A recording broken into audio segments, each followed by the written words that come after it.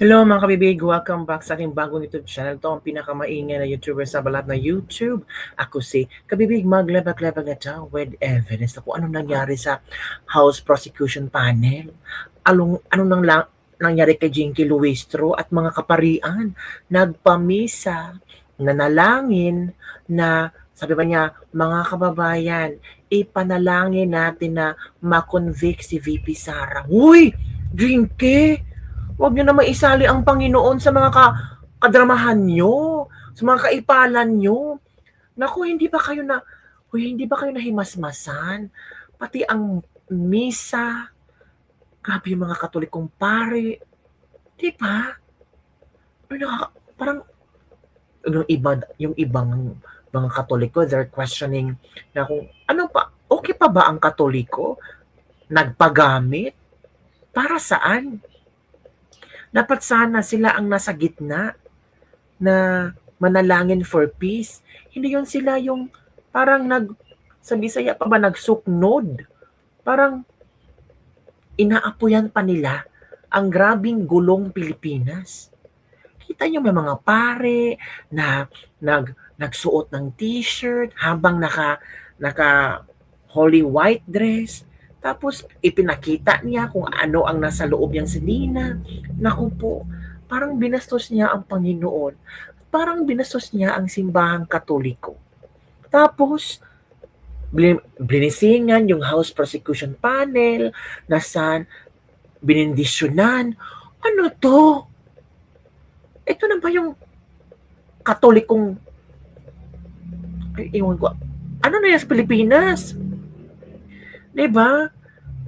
Nahimasok na ang mga pare.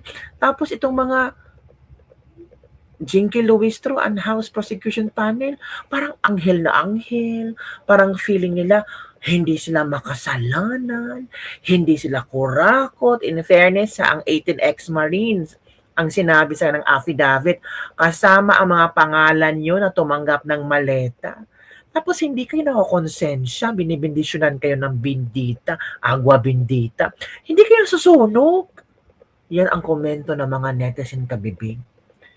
Ang mga Katoliko na ang nahihiya sa ginawa ng mga pari kapipik. O eto si Jinky Luis sa kabibig na talagang nanalangin at hinihikayat ang sambayan ng Pilipino. Ito na naman tayo sa word ng sambayan ng Pilipino o taong bayan. Gasgas na talaga ang word na taong bayan. Taong bayan, manalangin tayo na makonvict si VP Sara Duterte. Wow! Grabe, isalin niyo pa kami? Si VP Sara na may mataas na net satisfaction rating, trust rating, performance rating, unmodified sa COA report for 2025. Hindi kayo nahiya? Hindi kayo nasampal sa mga rating, sa mga unmodified opinion ng COA, sa OVP? Hindi kayo nahiya? Kumusta kaya ang ratings niyo? Tapos BPSA yearly may pasidungog para sa mga stakeholders, partners niya sa OVP, kahit ginigipit ang pera ng OVP, pero maraming nagawang proyekto. Hindi nyo nakikita? Or bulag-bulagan lang kayo kasi wala kayong proyekto or programa para sa taong bayan. Nahiya kayo kay VP Sara, o insecure kayo kay VP Sara, kaya gusto nyong ipa-impeach siya. Kasi sa pag-iisip at sa mata nyo, si VP Sara ay isang epal na politiko. Epal kung saan mahal niya ang taong bayan. Epal kung saan may programa, visible, nagamit, at tinangkilik ng maraming Pilipino. Ang tanong kayo, anong programa nyo, Luistro, at House Prosecution Panels? Meron ba kayong transparency? Unmodified ba ang COA report nyo kung paano yung ginasta ang pera ng mga party list ninyo? Diba? Wala man kayong pinakita sa amin. Buti pa ang OVP yearly nagpapakita ng mga programa at achievements nila. Diba? O eto si Luistro. Grabe ang panalangin ni Luistro. Parang anghel. Oo, anghel. Ewan ko, anghel na nasa gupa.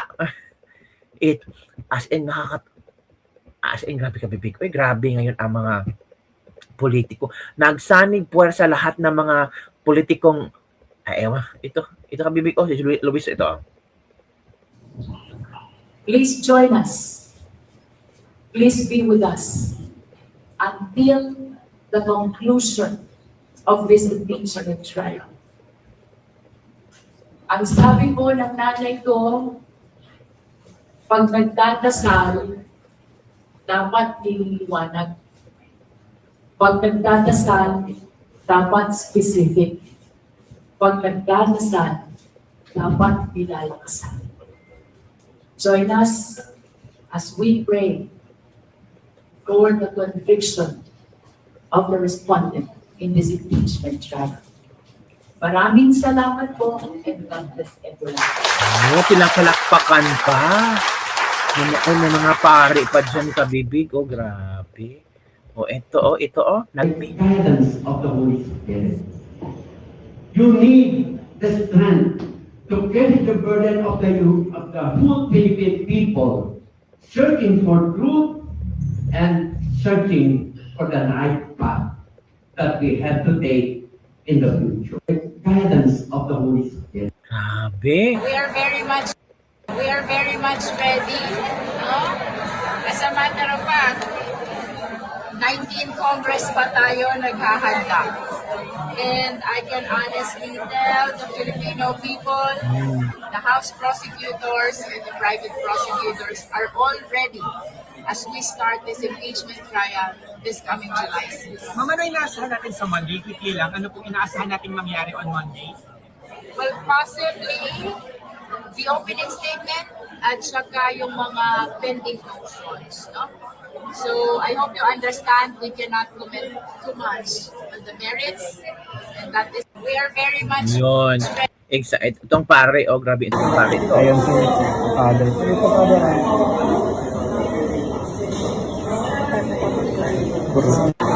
Ayun si Father.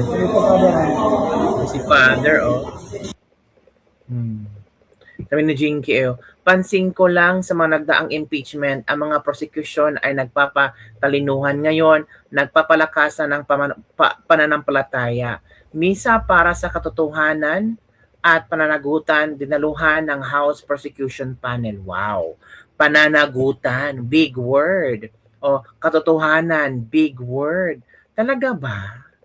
Hindi kayo, ewan ko sa inyo, oy. Ito ang pare, sabi ni Attorney Mark Tolentino, hindi ito dapat palampasin ng diocese. Ang sutana ay hindi political costume. Tama.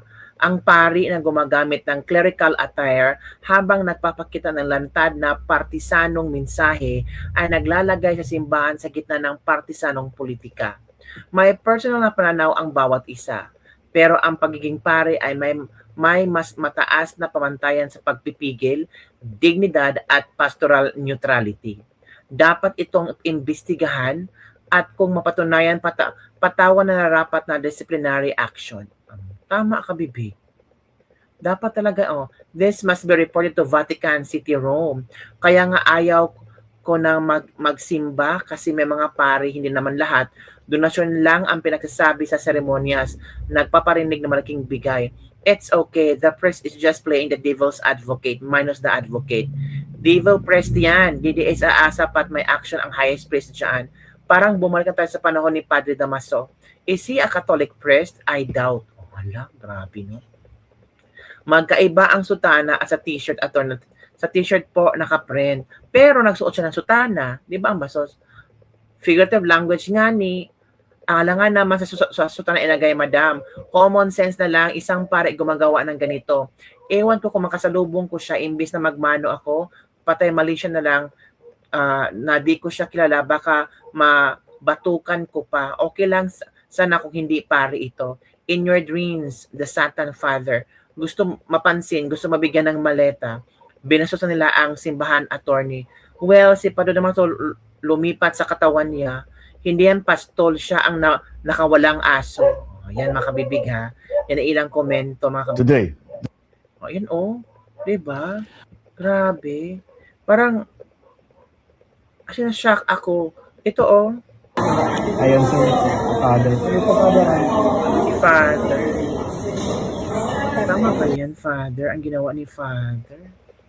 Oh, yun, kabibig ha. Ito pa kabibig, oh. Panoorin nyo to ha. May pakita ako sa iyong video. Pero at least kabibig ha. May isang pare ito kabibig, oh. Ito, oh. Sabi ni Father, oh. Pare nagpahayag ng suporta sa INC rally. Nagpahayag ng suporta ang paring nakabase sa Argentina na si Father Mark Pagente na isinagawang rally ng mga miyembro ng Iglesia ni Cristo sa People Power Monument sa EDSA.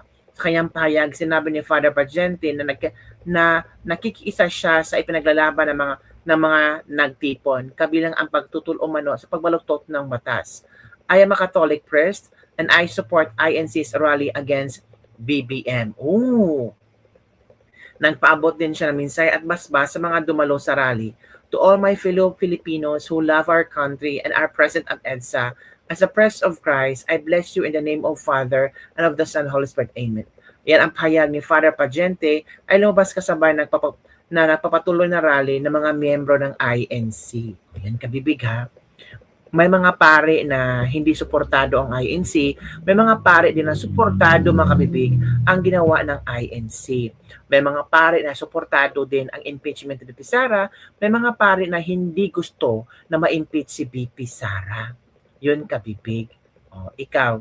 Pero sabi naman ni Barbers, Prosecution Impeachment Advisor Ace Barbers, nagsabi siya last Wednesday, July 1, the conviction threshold for Vice President Sara Duterte's trial should be lowered from 16 to 14 in the event that Marcoleta is arrested and detained for plunder because of 75 million he received when he was congressman in 2025. So, alam na talaga kung ano ang script nila na kailangan pababain to 14 kasi pwede lang hawak kasi sa Senado parang hawak nila ang 14 na mga senador.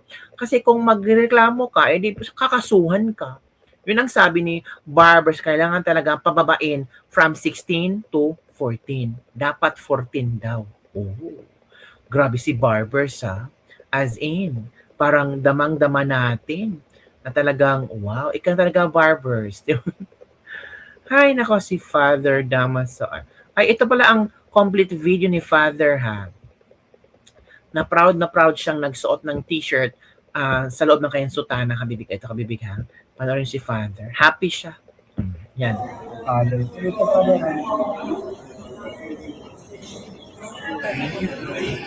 O yan, o. Convict Sara ng hawak BBM. Ayun, diba?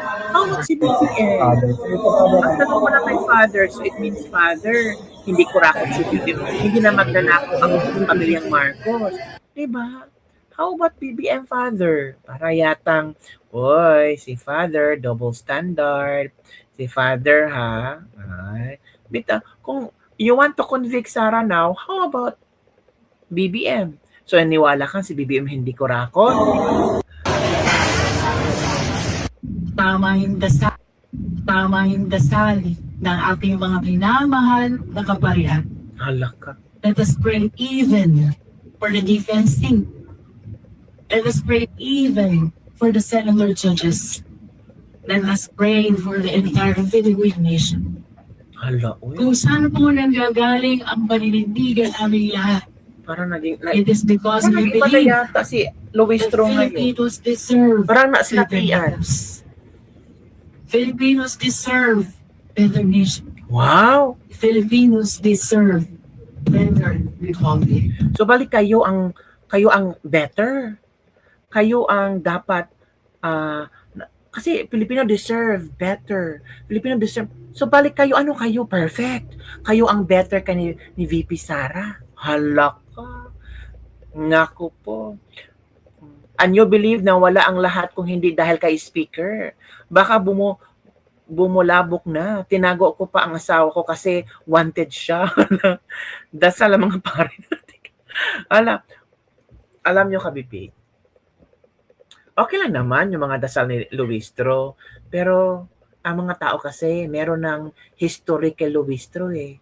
Yung mga interviews niya, nandahil kay speaker, ganun. Parang hindi na katotohanan ang mga sinasabi ni Luistro. Kahit pabago-baguhin ang kanyang boss na malumanay, na parang anghel, parang wala ng sense sa mga tao.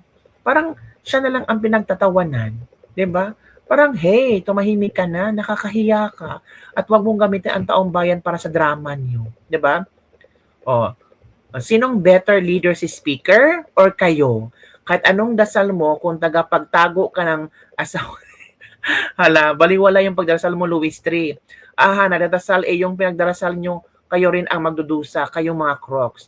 Move the wood is splintered. Ito pa.